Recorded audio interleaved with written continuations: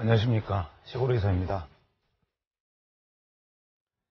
미국 테러 사건 여파로 지난주 이번 주 연이어서 시장이 아주 글귀를 못 잡고 있는데 1895년에 프랑스 사람 구스타프 르봉이라는 사람이 군중이라는 책을 썼습니다. 지금으로부터 약 100년 전인데 이 책의 내용이 뭐라고 적혀 있느냐면 인간은 모여 있을 때 각자의 감정 방향이 일치하면 이성과 판단의 방향도 일치해서 하나로 묶여진다, 이런 얘기를 했습니다. 그래서 인간은 개개인이 따로 각자가 폐쇄된 공간에서 혹은 고립된 공간에서 혼자 생각할 때보다 많은 사람들이 동시에 모여 있을 때 감정적인 일치만 모이면 이성적인 판단이 군중에 의해서 허물어진다, 뭐 이런 얘기를 했는데, 지금 이렇게 어려운 상황일수록 내가 각자 군중 혹은 어떤 대중의 이름으로 시장에 서 있는지, 혹은 내가 어느 정도 언덕 같은 데 올라서서 대중의 방향을 내려다보고 대중의 방향을 판단하고 있는지를 한번 생각해 봐야 될 때가 아닌가 싶습니다. 일단 오늘 진행할 내용은 제가 몇 차례 말씀드렸다시피 일단 파동론에 관한 얘기 먼저 진행하도록 하겠습니다. 이 얘기를 하는 이유는 지금 뭐 시장에서 파동이 받아들여지고 있는 정도가 옳은 이야기다, 혹은 전에 쓸모없다, 뭐 이런 여러 가지 논란이 있는데, 제가 말씀드리고자 하는 것은 제 방식으로 보는 어떤 파동의 이야기, 혹은 제 방식으로 보는 어떤 각도의 이야기를 하기 위해서 그에 앞서서 과연 이러한 어떤 이론들을 처음에 주목했던 분들은 어떠한 시각으로 시장을 바라봤나, 그 다음에 전문가의 어떤 영역으로 치부되어 왔던 어떤 파동이라든지 뭐 일목균형이라든지 혹은 여러 가지 특수 차트라든지 이런 것들이 과연 뭐 전문가의 영역으로 존재할 만큼 어려워서 그런 것인가, 아니면 뭐 어디 일본이나 미국 같은 데서 소개되었던 책들이 아직까지 뭐 특별히 노력하는 분이 없어서 소개되어 있지 않아서 순위 그럴 뿐인가 하는 것도 같이 한번 생각해 보겠습니다. 그래서 일단 오늘은 먼저 파동론에 관해서 일단 접근하도록 하겠습니다.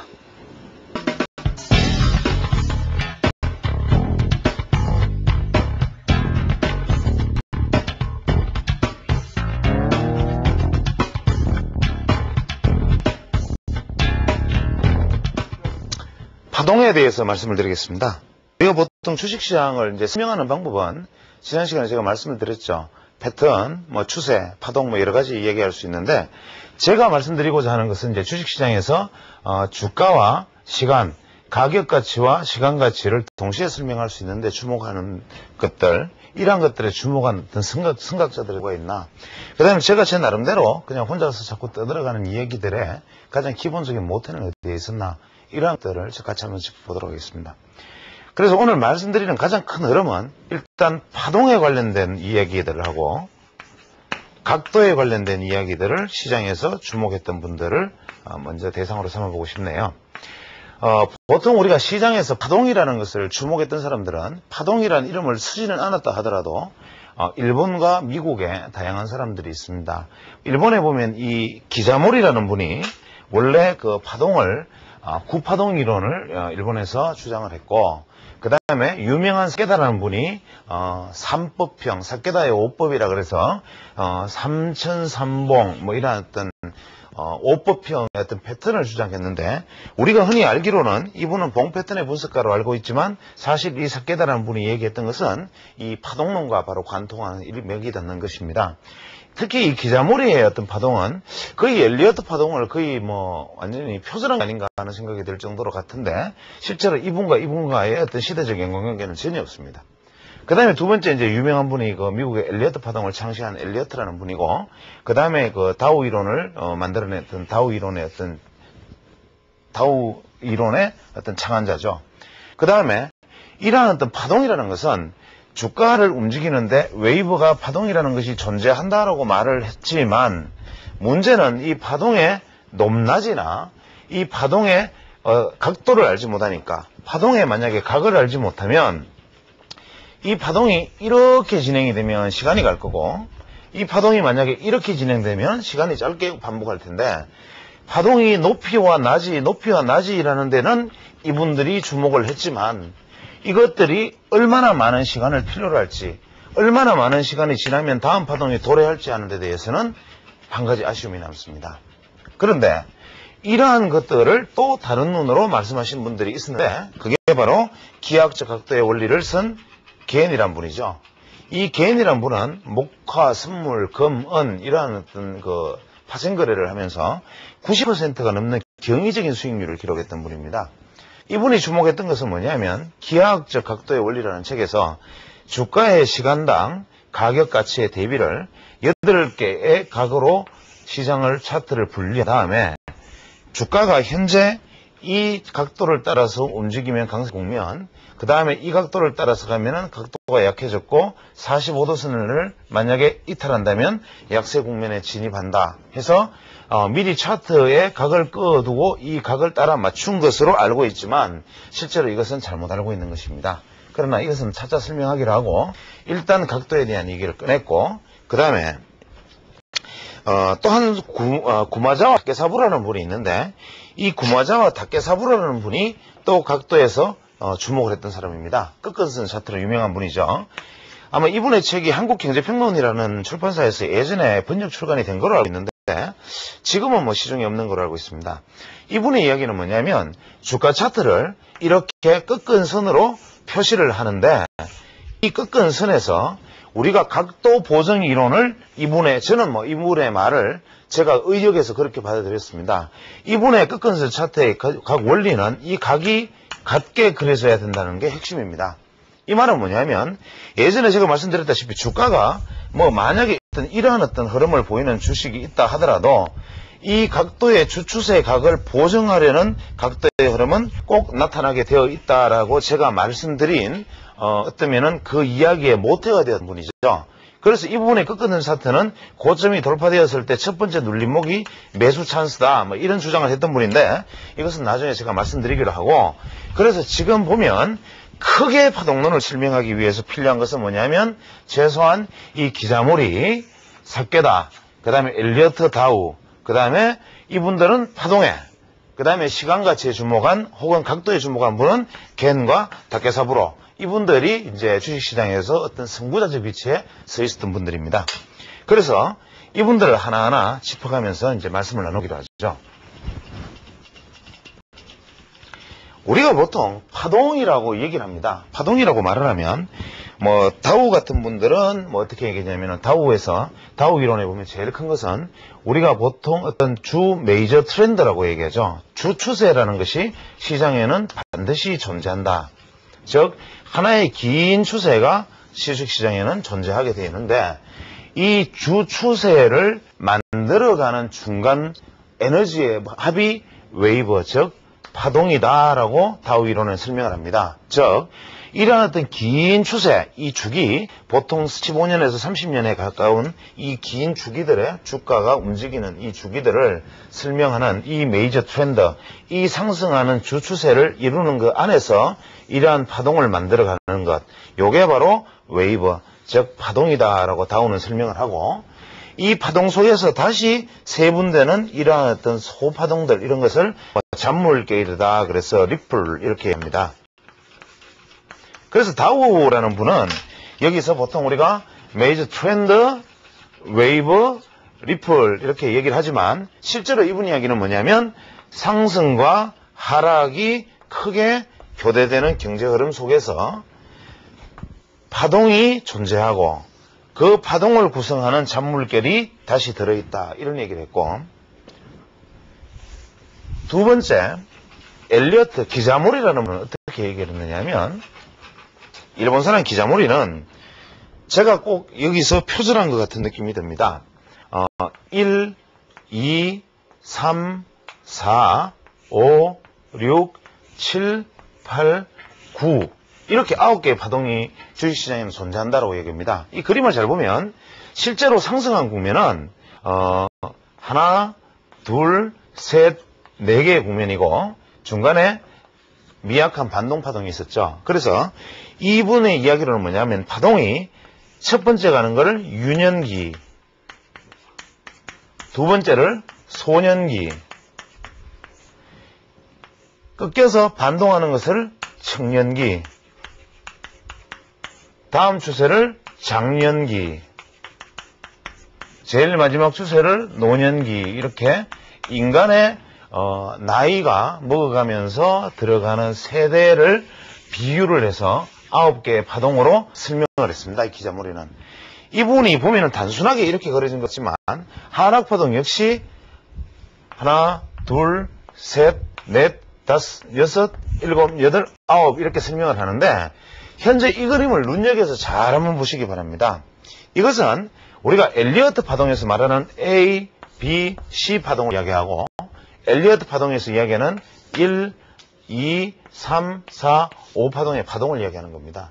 이것이 우라카미 구니오라는 분이 말한 경기 수축과 쇠퇴의 사이클로 보면 실제로 경기가 추진기, 그 다음에 반동기, 그 다음에 왕성기, 다시 반동기, 거조기, 쇠퇴기, 반동기, 침체기에 이른다는 경기 수축 확장 이론의 파동과도 또 일치합니다. 그래서 우리가 보통 파동을 이야기한 분들은 뭐 많습니다. 경제에서 파동을 얘기한 분들은 뭐 키친 사이클, 뭐 쿠슨 F 사이클, 콘트라트 F 사이클, 뭐 이러한 우라카미 구니오의 경기 수축 팽창 사이클 할 것 없이 경제학에서 모든 경제 이론은 사이클을 따라가고 이 사이클은 웨이브의 모양을 띈다라는 것은 모든 경제학자나 정권학자나 다 일치하는 부분입니다. 그러나 주식시장에서 이것을 시장 분석에 대입해서 주목을 한 사람은 그리 많지 않았다.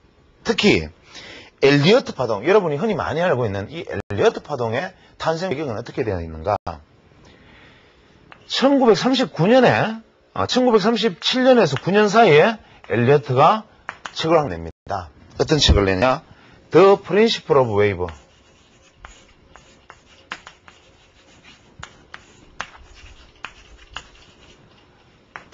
파동의 원리라는 책을 출간을 합니다. 이분이 이 출간하게 된 과정은 뭐냐면 원래 1920년대에 엘리어트라는 사람은 시카고 철도회사의 보선원이었습니다. 보선원. 즉 철도의 침목을 깔고 철도 레일을 기차가 올 때마다 바꿔주는 이러한 역할을 하고 있는 분인데 이분이 무려 자기 나이가 50이 넘어서 공부를 한번 해볼까 생각을 합니다. 왜냐하면 자기가 고등학교 다닐 때 수학을 참 잘했는데 고등학교를 졸업한 분이죠. 수학을 잘했는데 지금 현재 철도 침목만 하고 이대로 끝나면 자기가 현재 수해관에서 가지고 있던 재질을 그냥 스키는 게 아닌가라는 생각을 합니다. 그래서 뒤늦은 나이에 부기 공부에 뛰어듭니다. 그래서 이분이 무려 50이 다 된 나이에 부기를 공부해서 철도 보선원에서 그 철도역의 회계사, 즉 요즘으로 보면 뭐 그날의 어떤 뭐 입출금의 잔고를 마치는 일, 뭐 이런 회계원으로 입신을 하게 됩니다. 어떤 면에서 이 자체만 해도 참 놀라운 일이죠. 사람이 평생 자기가 해오던 일을 갑자기 공부를 해가지고 회계원으로 변신했다. 그래서 회계원으로 변신을 하면서 그 과정에서 이제 수리, 기하학, 도형 뭐 여러 가지를 공부하다 보니까 이게 항상 재미있거든요. 그래서 여기에 대해서 상당히 관심을 가지고 수학 공부를 이제 좀 더 깊이 해나가는 과정에 그 당시 미국 시장의 배경이 어땠느냐 하면 1929년까지 주식시장이 대폭발을 한 다음에 1931년까지 다시 폭락 국면을 맞이하고 그 이후에 2, 3년간 급등락을 맞이하는 장세로 미국 시장이 움직이고 있습니다. 신문기사를 보니까 주변에 뭐 그저 한 100불 들고 1000불 벌었다는 사람, 1000불 들고 10,000불 벌었다는 사람, 10,000불 들고 100,000불 벌었다는 사람이 주변에 횡행하다가 어느 날 갑자기 옆에서 갑자기 깡통 쳤다, 뭐 어떻게 됐다, 잘못됐다, 집을 팔았다는 소리가 막 들리거든요. 야, 이게 주식이 뭔가. 그때부터 주식 공부를 합니다. 그래서 그 공부라는 것이 저 같은 사람들이 젊을 때 공부를 하는 것이다. 그게 아니고 누구나 이렇게 착안을 해서 공부를 하는 거죠. 그래서 엘리어트가 공부를 하면서 지난 미국 시장의 역사, 100년간의 주식시장의 역사를 가지고 이 안에서 어떤 규칙성을 찾아보고자 하는 노력을 합니다. 그래서 이분이 약 3년에서 5년에 걸쳐서 주식시장의 과거 역사를 되짚어서 일정한 패턴의 법칙을 찾아낸 다음에 무릎을 칩니다. 시장의 비밀은 여기에 있다. 자기는 앞으로 주식시장을 앞으로 완전히 이해할 수 있고 예측할 수 있다. 확신을 갖습니다. 그래서 이분이 월가에 유명한 The Monthly Finance라는 잡지를 운영하는 콜린스라는 사람에게 편지를 씁니다. 이 콜린스라는 분이 그 당시 미국 월가에서 상당히 유명했던 잡지 편집장이었고 주식 투자 자문사를 운영하는 분이었어요. 이분한테 편지를 써서 뭐라고 쓰느냐면, 내가 새로운 기법을 하나 개발했는데 이 기법은 세상 어디를 가도 알 수 없는 나만의 기법이다. 이 기법은 과거 주식시장을 다 설명할 수 있고 앞으로의 미래를 예측할 수 있다. 그래서 당신이 내게 관심을 갖는다면 내가 당신에게 이것을 설명하러 갈 테니까 호텔 숙박비와 체재비를 당신이 부담해 준다면 내가 가겠다.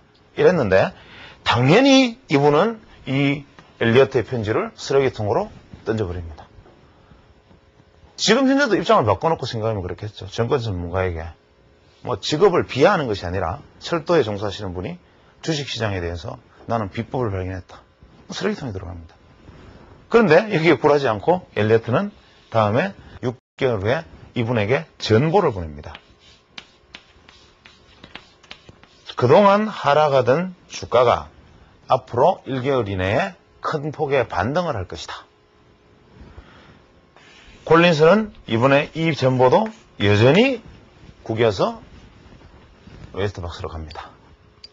그런데 한 달 후에 엘리어트가 예정했던 날짜에서 정확히 반나절의 오차로 주식시장이 다시 급등을 하기 시작하죠. 콜린스가 갑자기 긴장을 하기 시작합니다. 그런데 이때 콜린스의 잡지는 어떻게 실렸냐면 주식시장의 본격적인 반등이 시작되었다라는 기사가 나오고 있는데 엘리어트가 다시 세 번째 전보를 보냅니다. 이번에 반등은 기술적 반등에 지나지 않고 기고 위에 다시 대폭락을 맞이할 것이다. 설마 하는데 콜린스가 그 전보를 받아들고 그 날짜가 되기를 손꼽아 기다리고 보니까 역시 주식시장은 대폭락을 합니다. 콜린스가 허겁지겁 엘리어트에게 다시 전보를 보냅니다. 당신이 공부한 것을 내가 배우고 싶으니까 당신 좀 만납시다. 그러는 사이에 엘리어트가 그 전보를 받고 잠시 우물쭈물하다가 마지막 전보를 보냅니다. 지금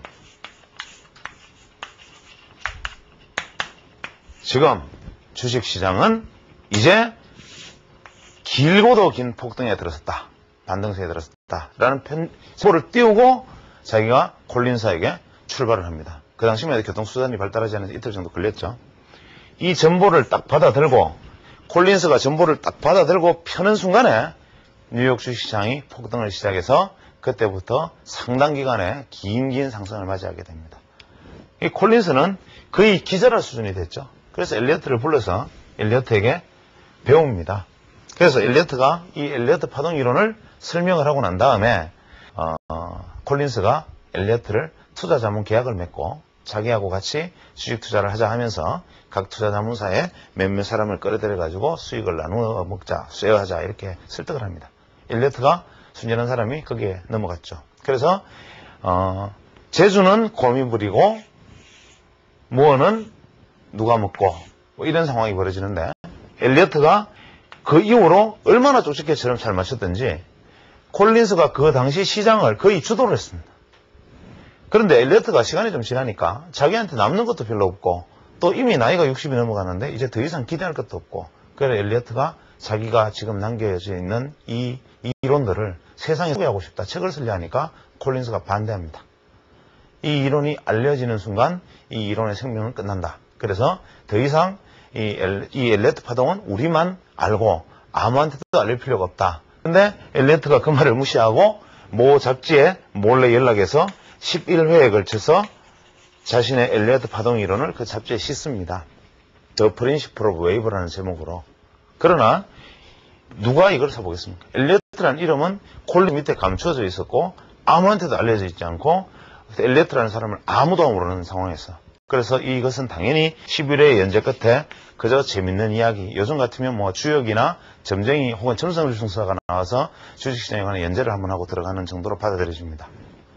그리고 이 책은 묻혀집니다.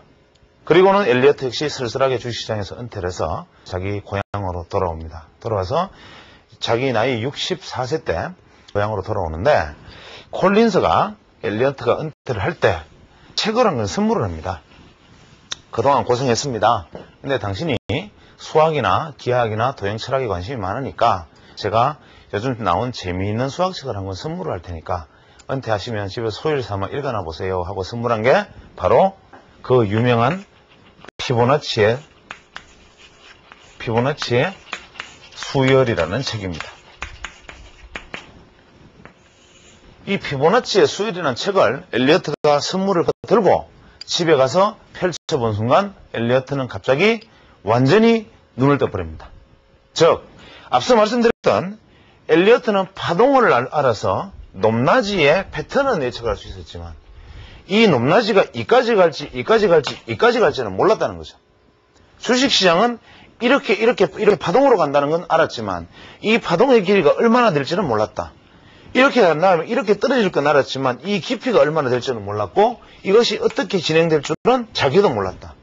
모양만으로 알 수 있었다. 그런데 엘리어트가 이 피보나치 수열을 접하면서 갑자기 무릎을 치고 완전히 세상의 질서를 깨우쳐버립니다. 이 피보나치 수열에 대해서는 제가 설명을 드리겠지만 이 피보나치 수열을 깨우친 다음 엘리어트는 드디어 필생의 역작을 한번 씁니다. 저는 이분을 멋있게 생각하는 이유가 바로 이 점입니다. 이분이 쓴 마지막 엘리어트의 두 번째 저서이자 최종 저서의 제목이 자연의 법칙과 우주의 신비 The Natural Law, Secret of Universe 자연의 법칙과 우주의 신비 주식책 제목이 이렇습니다. 우리가 보통 주식책 제목을 쓰면 뭐 얼마로 얼마 벌기 무슨 대박주 찾기, 급등주 찾기 뭐 이것만 알면 당신도 부자 될 수 있다. 어떤 아저씨의 얼마 벌기의 어떤 전략 이런 사례들의 제목이 붙습니다. 그 다음에 누구누구 무슨 고수 따라하기 이런 얘기들이 있는데 이분은 자연의 법칙과 우주의 신비라는 이름을 붙였습니다. 책에. 참 놀라운 일이지 않습니까? 우리가 자연의 법칙과 우주의 신비라는 이름을 붙일 수 있을 정도로 이분은 주식이라는 그 자체를 하나의 세계로 혹은 인간의 행위, 인간의 생각들이 부딪히는 시장의 그 자체를 우주의 질서를 따르는 것처럼 인간 질서를 따르는 것처럼 그 안에서 엄격한 질서가 존재한다라고 생각을 했고 그 안에서 자기는 질서를 발견했다라고 판단했습니다. 왜 그랬느냐? 그 다음에 이야기는 미루기를 하고 그 다음에 이 엘리어트 회는 두 번째 책을 발간한 다음에 그로부터 6개월 후에 사망합니다. 이 이야기에 첫 번째 썼던 파동의 신비라는 책, 파동의 원칙이라는 책에 담지 못했던 높낮이에 대한 이야기를 다 담았는데 한 가지 아쉽게도 시간에 대한 이야기를 담지 못했습니다. 엘리어트가 첫 번째 책에서 가장 중요한 것은 추세와 패턴과 시간이다 이렇게 얘기를 했는데 안타깝게도 시간에 대한 얘기를 담지를 못했습니다. 왜냐하면 자신의 건강이 쇠해서 이제 죽을 날이 얼마 남지 않았기 때문에 그 쫓긴 흔적이 책을 보면 아주 역력히 나타나 있습니다. 그러니까 중간중간에 굉장히 부실하게 그냥 자기만이 알 수 있는 어떤 코드가 암호로 적혀 있는 부분들이 너무나 많습니다. 이 책이 발간되고 난 다음에 이 책이 그대로 사장되어 버린 것은 불을 보듯이 뻔합니다. 무명의 철도 공무원이 그것도 한때 콜린 스미트에서 주식 투자를 했다 하지만 콜린 스미트 감추어졌던 사람이 시골에서 철도를 은퇴해서 책의 제목이 자연의 법칙과 우주의 신비라는 철학책처럼 보이는 것을 한 권 썼다. 당연히 읽혀질 리가 없고 그대로 서점의 골동품상으로 들어가 버렸죠. 그런데 1980년도에 1986년으로 기억하는데 프레이트라는 사람이 어느 날 월가의 혜성처럼 등장합니다. 뭐냐? 87년도 주식 대폭락을 예측을 해버립니다. 어떻게 이렇게 자신있게 당신은 대폭락을 예측했느냐?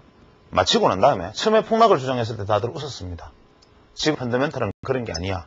그런데 폭락을 딱 예측해보고 난 다음에 모든 사람들이 기자들이 가서 인터뷰를 했습니다. 어떻게 당신 그걸 알았느냐? 그때 이 사람이 바로 짜잔 하고 탁 내놓은 게 뭐냐? 이 자연의 법칙과 우주의 신비 이 책을 내놓은 겁니다. 이게 뭐냐? 내가 우연히 월가의 서점을 갔을 때 이 자연의 법칙과 우주의 신비라는 책을 발견하고 이것에 대해서 공부를 깊이 한 다음에 이것을 내 이론으로 만들어서 주식시장의 하락을 예측할 수 있었다. 이 법칙과 이 이론에 대해서 나는 너무나 신봉한다. 이러면서 갑자기 이 엘리어트 파동에 대한 이야기가 시장의 화두로 떠오릅니다. 물론 그 이전에도 연구한 사람은 많았지만 이분이 이러한 주장을 하고 마치고 난 다음부터 갑자기 화두로 떠오르고 이분이 쓴 책, 바로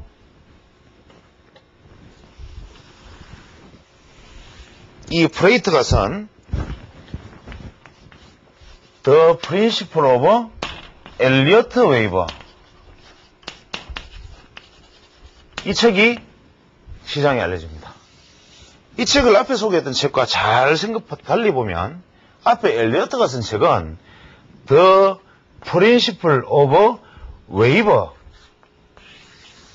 프레이트가 쓴 책은 The Principle of Elliott Wave. 틀린단 말이죠. 이건 뭐냐? 프레이트가 엘리어트 파동을 공부한 다음에 자신의 적용 방법, 자신의 잣대로 해석하고 자신의 본 좀 변형된 모습들을 부가해서 만들어내서 다시 다른 것으로 만들어낸 이론이다 이겁니다. 그런데 국내에 이 책이 소개됩니다. 이 책이 소개되고부터 모든 사람들은 이 책에서 그냥 하나씩 본다고 하면서 이 책에 알려져 있는 내용이 엘리어트 파동인 것처럼 국내에 다 알려지게 됩니다. 그런데 이 엘리어트 파동에 관련된 책이 몇 가지가 있느냐, 해석서가 무려 무슨 유명한 무슨 철학서 해석처럼 버전이 14가지, 제가 아는 한 14종이 있습니다. 현재 아마존에만. 즉 뭐냐, 엘리어트 파동은 어떤 숙제처럼 불가의 화두처럼 담겨져 있습니다. 이러한 내용들을 누가 해석하고 누가 그것을 다루느냐에 따라서 이론이 다 달라지고 적용이 다 달라지는데, 우리가 알고 있는 것은 이 프레이트라는 한 사람이 이야기한 것을 엘리어트가 이야기한 것인 것처럼 잘못 알고 있는 거죠. 그래서 엘리어트 파동은 이런 부분은 잘못됐다, 이런 부분은 뭐 가공됐다, 실제로 이런 부분이 원래 시장에 있었는데 무슨 엘리어트 이론이냐, 뭐 이런 식의 이야기들이 알려지기 시작한 거죠.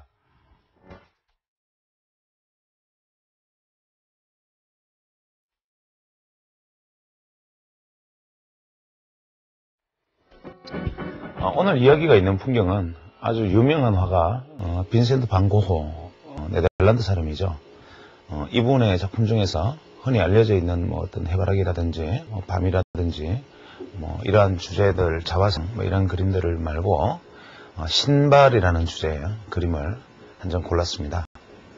이 그림은 이제 보여지는 것처럼 다 떨어지고 헤어지고 낡아버린 어떤 고호 자신의 신발, 이것을 아주 두터운 터치로 이루어져 있지만 아주 유채색의 물감임에도 불구하고 오히려 느껴지는 부분은 오히려 세밀하고 정갈한 소묘 같은 느낌을 줍니다.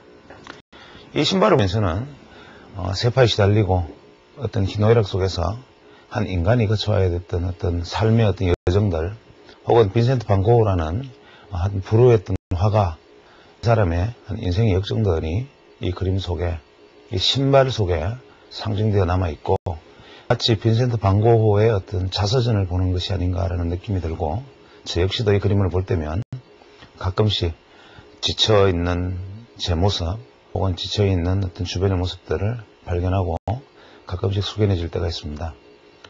기회가 된다면 이 그림을 다시 한번 자세히 보실 것을 한번 추천드리고 싶습니다. 첨부하는 음악은 고흐하고 동시대에 이제 같은 지역에서 활동했던 아를 지방이라 그러죠. 이 아를 지방에서 활동했던 조르주 비제라는 작곡가가 작곡한 진주 조개잡이라는 곡이 있습니다. 이 진주 조개잡이는 이 비제가 이제 작곡가로도 성공하는데 아주 결정적인 영향을 미쳤던 음악이죠.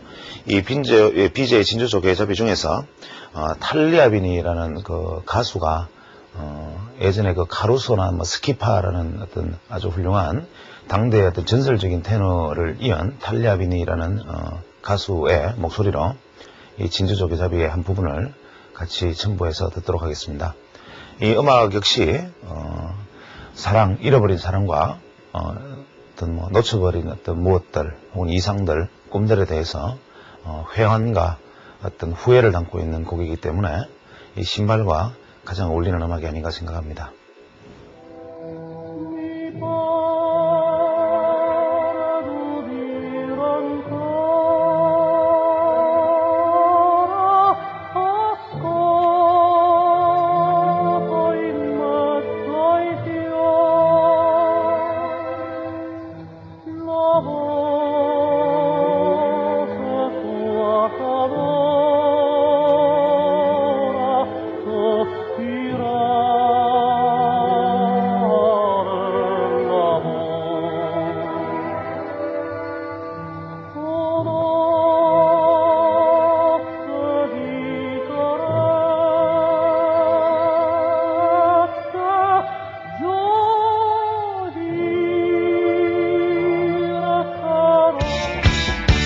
결실의 계절 가을 본격 기업 정보 프로그램 IR 골드클럽 우리 회사를 말한다가 더욱 풍부한 정보와 다채로운 구성으로 여러분을 찾아갑니다. 알려지지 않은 국내 우량 기업들을 발굴, 정확하고 객관적인 정보 전달을 제공하는 IR 골드클럽 우리 회사를 말한다. 급박하게 변해가는 우리 증시 상황 속에서 투자자들의 올바른 길잡이로 거듭날 것을 약속드립니다. 여러분의 많은 시청 바랍니다. 허상인가 실체인가?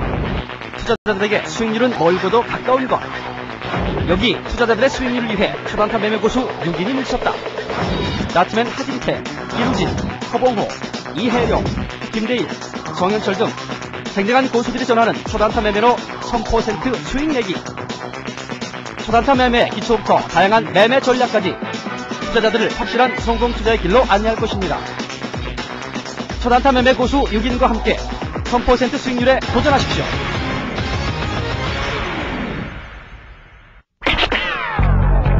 세계 지식 포럼을 기억하십니까? 세계 지식 포럼은 세계적 석학들과 최고 경영자들이 모여 기업과 국가의 생존 전략을 모색하는 첨단 지식학습의 장입니다. 매일경제신문과 매일경제TV는 올해에도 21세기 지식기반 경제를 살아가는 지식인들의 향연인 세계지식 포럼을 서울에서 개최합니다. 오는 10월 17일부터 19일까지 3일간 JW 메리어트 호텔과 센트럴시티에서 열리는 세계지식 포럼에는 OECD, 글로벌 날리지 파트너십 등 세계기구, 파이낸셜 타임즈, 일본 경제신문, 블룸버그, 포브스 등 세계 유수 언론기관과 베인앤컴퍼니 등 국제적 컨설팅 회사가 함께합니다.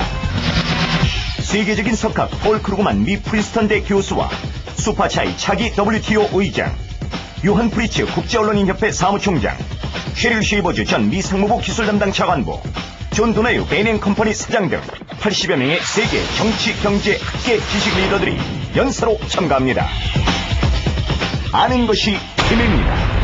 세계지식 포럼에서 21세기 성공의 지혜를 찾으십시오.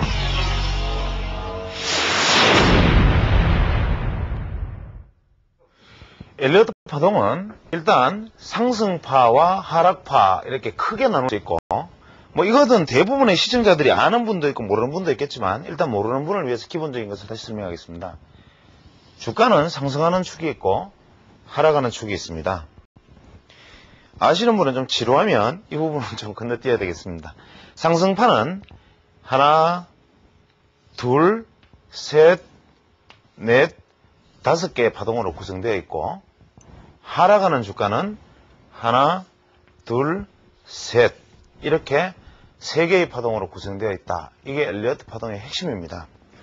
엘리어트 파동은 상승하는 첫 번째 상승의 반등파를 1번, 반등 이후에 조정 눌림목이 오는 것을 2번이라고 하고, 다음에 본격적인 상승이 오는 것을 제3파동, 3번 파동이라고 하고, 여기서 다시 조정을 받는 것을 4번 파동, 마지막 최후의 상승을 5번 파동이라고 이름을 붙입니다. 여기는 1, 2, 3, 4, 5 숫자라는 이름이 붙어 있기 때문에 이 상승 파동을 우리가 숫자 파동, 뉴머릭 파동, 숫자 파동이라고 이름을 붙입니다. 떨어지는 주가는 하나, 둘, 셋, 3개의 파동으로 떨어지는데, 떨어질 때 첫 번째 떨어지는 하락의 시작점을 A. 그 다음에 반등을 B. 그 다음에 마지막 본격적인 하락을 C. 문자로 씁니다. 그래서 이 부분을 우리가 문자 파동이라고 합니다. 하락 파동을. 레터스 파동 이렇게 얘기하죠. 자, 이게 되게 복잡해 보이는데 꼭 문어 대가리, 오징어 대가리처럼 보이죠. 근데 이것은 누구나 자세히만 한번 생각해 보면 쉽게 접근할 수 있는 것인데 마치 전문가들의 영역, 아무나 할 수 없는 것이냐 누구나 잘못 알고 있습니다. 다시 한번 생각해 보죠.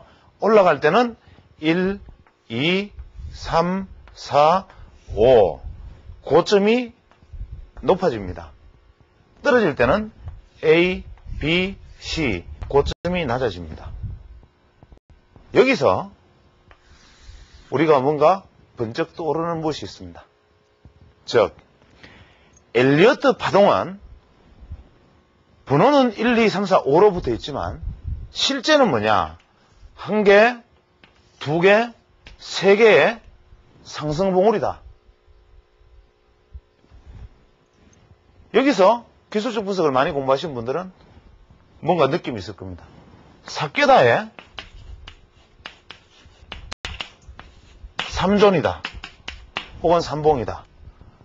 1800년대 엘리어트가 태어나기도 전에 일본에서 살장사를 하면서 살해 수급의 기술적 분석을 했던 삭개다는 이렇게 하나, 둘, 세 개의 봉우리 이론을 이야기했지만 이 부분은 경제 원리에서 가격 결정은 항상 세 개의 고점을 만든 다음에 반전이 일어나더라.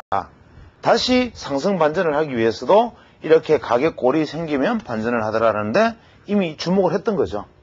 다만 이분과 이분의 말의 차이에 용어의 차이에 지나지 않았고 이분과 이 부분의 결정적인 차이는 뭐냐면 이분은 패턴에 주목을 했고 이 부분은 비율에 나중에 주목을 하게 됩니다. 이 두 분의 차이를 다시 한번 살펴봐야겠지만 일단 다음 시간에 엘리어트에 대해서 들어가기 전에 삭개다에 대해서는 여러분들이 많이 알고 계실 겁니다. 주식 투자에서 제일 먼저 배우는 부분이죠. 삭개다의 5법. 이 중에서 가장 흔히 많이 사용되는 게 3병인데 이 3병 이론을 굉장히 주목해야 됩니다. 파동에서는. 왜냐? 이 흑3병, 적삼병 하는 3병, 삼봉, 3존에는 3존, 고를 만드는 3천, 그 다음에 3법이나 기타 다른 이용들은 뭐 패턴의 문제니까 별게 아니겠지만 이 파동에서 이 3병이 차지하는 의미는 대단히 중요합니다. 제가 파동이 만들어지는 과정 속에서 새로운 파동의 출발을 설명할 때 제가 다음에 나중에 감히 뭐 제 각도 이론 뭐 이런 얘기를 할 때 이 3병에서 따온 이론을 가지고 아마 설명을 하게 될 것 같습니다. 그러면 우리는 이 삭개다가 이야기했던 주식은 항상 세 개의 봉우리를 만들고 시세가 마무리된다. 주식은 항상 세 개의 골짜기를 만들고 마무리가 된다. 이거를 머릿속에 아주 강하게 각인시켜 놓고 있어야 됩니다. 투자자들은. 과거의 주식시장의 역사를 차트를 좁혀서 다 봤을 때 앞으로 주식시장을 우리가 들여다봤을 때 이러한 것들이 어떠한 절차와 과정 속에서 법칙을 이어나가는가 하는 것을 먼저 새겨둔 다음에 이렇게 가장 단순하고 쉬운 원리, 세 개의 고점과 세 개의 저점, 물론 이것이 획일적으로 적용되지는 않지만 이러한 것들이 미국으로 건너간 것은 아니지만 미국에서 태동한 엘리어트 파동에서는 어떻게 설명되어지고 엘리어트 파동은 과연 좀 더 깊이 들어가서 이것과 어떤 면에서 맥이 닿는가. 그 다음에 엘리어트 파동에서 제가 처음에 말씀드렸던 엘리어트에게 마지막 주어졌던 이 피보나치의 수라는 책이 엘리어트에게 주었던 변화. 이것이 바로 이 삭개다의 삼봉이나 다를 바 없던 그저 평범한 하나의 원리를 세계적인 투자 기법으로 만들어내게 된 과정을 다음 시간에 설명하도록 하겠습니다.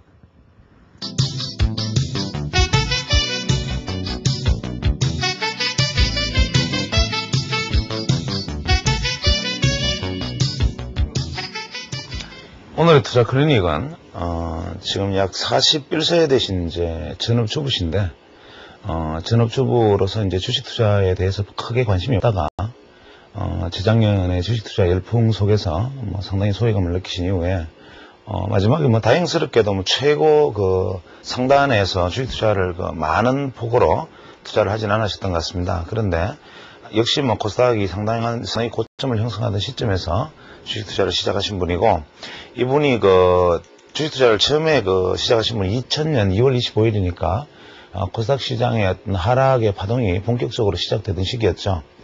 이때 보통 다음 커뮤니케이션이 최고가를 형성한 다음에 1차 하락 파동이 마무리되고 마치 반등하는 것처럼 보였을 때 2000년 2월 25일에 다음 커뮤니케이션을 21만 3천원에 매수하셨다 그럽니다. 그러면은 다음 커뮤니케이션의 당시 날짜의 차트를 보면 마치 본격적인 하락이 이제 출발하는 시점에서 1차 반등이 나오는 듯한 모습을 보이고 있죠. 현재 여기 차트에서 보여지는 날짜를 보면 2월 25일이면 이 지점인데 하락의 일파이 마무리되고 반등 조정파가 시작되는 시점, 이 시점에 매수가 되었습니다. 그리고 4월 14일 날 88,400원에 매도를 하셨다 그러니까 4월 14일에 88,400원이면 이제 이 지점이 되겠죠. 그래서 매수 지점은 자율 반등 지점에 매수를 해서 매도는 거의 또 1차 하락이 마무리되는 지점에서 매도를 하시고 5월 30일 날 여기 대해서 미련을 버리지 못하고 다시 71,000원에 매수를 하신 다음에 이번에 2월에 17,000원에 매도를 하셨으니까 상당폭의 손실이 난 것으로 보입니다. 그 다음에 이분이 이제 그 해에는 다음 커뮤니케이션을 중심으로 하는 코스닥 투자를 사례를 다 일일이 들 수는 없는데 몇 가지 종목들을 그 일환 양상으로 투자를 했습니다. 우리가 여기서 한번 살펴보기로 하죠. 실제로 이 종목에 있어서 이 지점이 과연 매수의 타당성이 있는 부분인가라는 측면에서 한번 살펴보면 우리가 보통 주식 투자를 할 때는 그 주식 투자에 어떤 이유가 있어야 되죠. 어떤 종목을 선정할 때는 특히 다음 커뮤니케이션 같은 경우에는 일단 29만 8천원의 단기 고점을 형성한 다음에 주가가 흘러내렸을 때는 사실은 어떠한 전문가도 현재 시점에서 다음 커뮤니케이션이 완전히 빠진다는 단언을 하기는 어려웠을 겁니다. 그러나 주가의 어떤 파동의 어떤 속성으로 보았을 때 현재 지난 지점 최악의 경우에라도 여기 20만 원대를 만약 붕괴했을 경우에는 일단 주가가 어렵지 않는가라고 생각을 해야 되는데 주가가 20만 원대를 붕괴하고 내려간 다음에 다시 되돌아 올라올 때 직전 고점을 돌파하는 것을 확인하지 않고 20만 3천 원에 매수를 했죠. 그 다음에 이제 본격적인 하락 3파동이 이렇게 시작이 되는데 이 하락 3파동의 어떤 시작 국면 속에서 그 속수무책으로 일단 대응을 하지 못하다가 일단 그 4월에 투매 국면에서 일단 한 차례 매도를 했죠. 대부분의 투자자들은 이렇게 이제 한번 내가 매수를 한 다음에 매도를 하면 그 종목을 잊어버리지 못하고 다음에 그 종목이 어떻게 되는가라는데 미련을 가지고 쳐다보게 됩니다. 그러다가 바닥을 이렇게 형성하는 듯하고 전문가들의 이야기도 이 당시에 보면 역헤드 앤 숄더의 반등을 이루고 다시 주가가 20만 원대까지 반등을 할 것이다 라는 얘기를 많이들 했다고 그럽니다. 사연에는.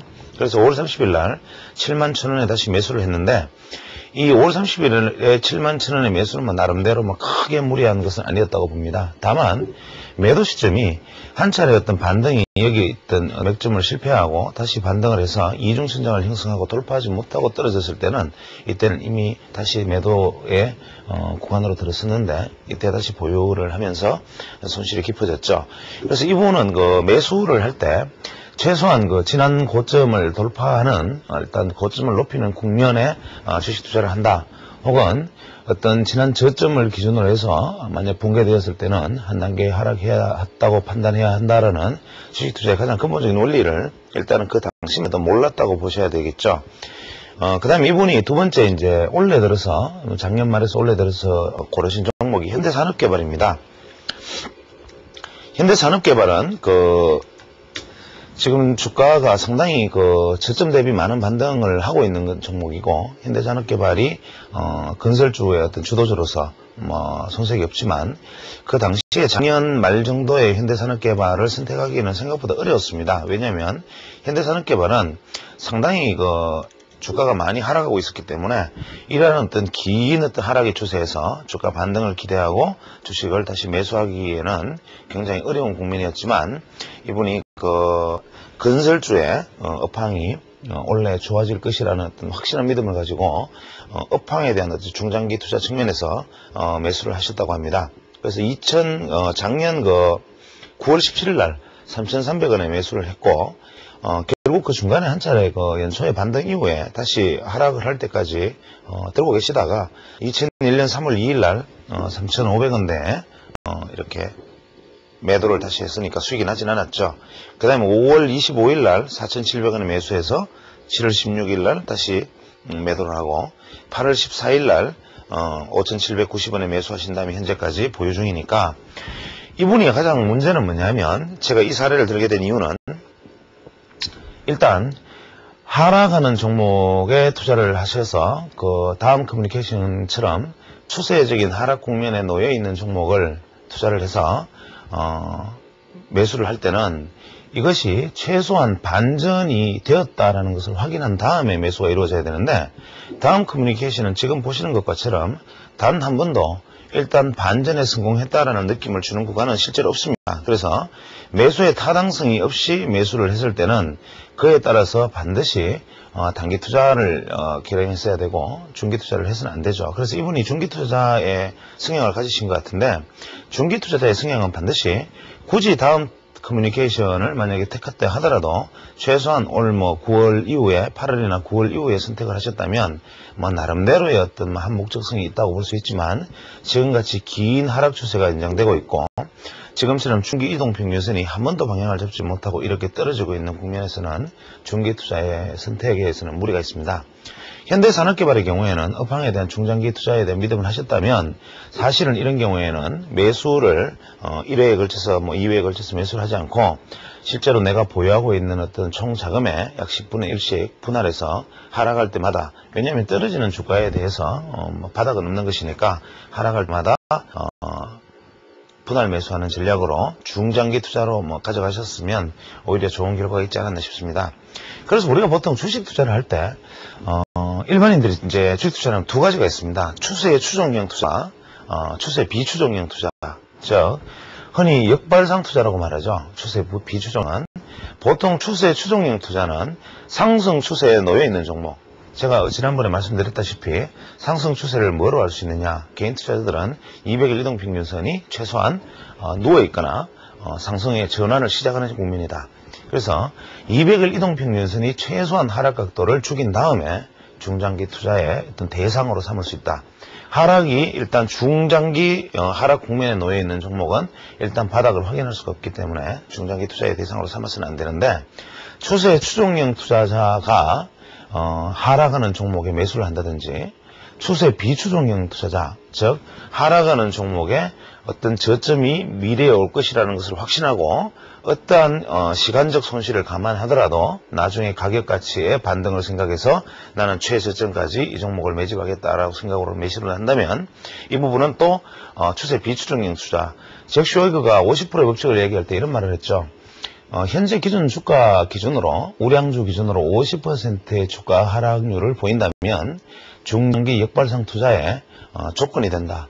그래서 그때부터는 회사에 문제가 없거나 업황에 심각한 문제가 없다면 주가 50% 하락 부분부터 중장기 투자로 하락시 분할 매수를 하되 총 내가 매수 평균 단가에 약 20% 손실이 났을 경우에는 일단은 한 차례 정리를 한 다음에 다시 상황을 보아서 판단해야 한다. 이런 얘기를 했습니다. 그 얘기는 뭐냐면 고점 대비 약 70% 이상의 하락으로 가는 종목은 중장기 역발상 투자조차도 대상이 될 수 없을 정도로 어떤 문제를 안고 있을 가능성이 많고 만약 중장기 역발상 투자의 대상으로 삼는 것이 고점 대비 주가가 많이 하락한 것이 이유라면 그러한 종목은 부실주일수록 성향이 강할 겁니다. 그래서 중장기 역발상 투자자들, 즉 떨어지는 종목을 분할 매수해서 이 종목이 나중에 미래에 반전하기를 기대한다면 최소한 고점 대비 50% 정도에서 일단 반전의 기미를 보이거나 200일, 240일 이동평균선이 최소한 각도를 죽여서 반전의 가능성을 높여놓았을 때를 기준으로 삼아야 할 것이고 추세 추종형 투자, 즉 오르는 방향으로 매수해서 목표가에 도달하면 판다. 뭐 이런 투자를 하시는 분들은 최소한 200일 이동 평균선이 상향 전환되는 종목을 고르되, 추세 비추종용 투자자와 추세 추종용 투자자의 차이는, 비추종용, 즉 역발상 투자자, 떨어지는 종목을 하다가는 투자자는 시간 개념을 무시해야 됩니다. 즉, 내가 이 역발상 투자자들이 투자에 실패하는 가장 큰 이유는 가격 가치의 하락보다는 보유 기간이 길어짐으로 인해서 발생하는, 뭐 미국식 원어로 용어로 이거저선이 되었다라고 얘기하는데, 일단 보유 피로를 감내할 각오가 되어 있어야 한다. 즉, 가격 가치에 대한 것이 어떠한 흐름으로 간다 하더라도, 시간 가치의 폭이 어떠하다 하더라도 내가 그것을 피로도를 느끼지 않고 여유 있는 투자를 할 수 있는 성격. 그것은 뭐냐면 정상적인 직장 생활을 하거나 내가 직장에서 시간을 낼 수 없는 분들, 이런 분들은 이러한 투자 방법이 가장 현명하고, 혹은 대세 판단, 경제에 관련된 어떤 논리, 이런 부분들이 확실하게 써 있는 분들은 오히려 중장기 역발상 투자에 대한 어떤 가치를 발굴해 보는 것도 바람직하겠지만, 지금 여기서 메일 주신 분처럼 가정주부시라면 시장에 좀 더 참여를 할 수 있고 시장을 바라볼 수 있는 시간이 좀 더 많은 분이기 때문에, 이런 분들은 실제로 매일매일 시장을 들여다보고 차트를 들여다보기 때문에 다른 종목이 오르고 내 종목이 오르지 않는다든지, 다른 종목이 움직이겠는데 내가 움직이지 않는다, 혹은 내가 가지고 있는 종목이 움직이지 않고 옆으로 행보했을 때 느끼는 피로도는 가끔씩 들여다보는 사람보다는 훨씬 더 3배 내 강한 피로를 느끼게 됩니다. 그래서 이렇게 가정주부나 그 다음에 자주 전업투자자 같은 분들은 사실은 역발상 투자, 즉 추세 역행 투자에는 맞지 않는 거죠.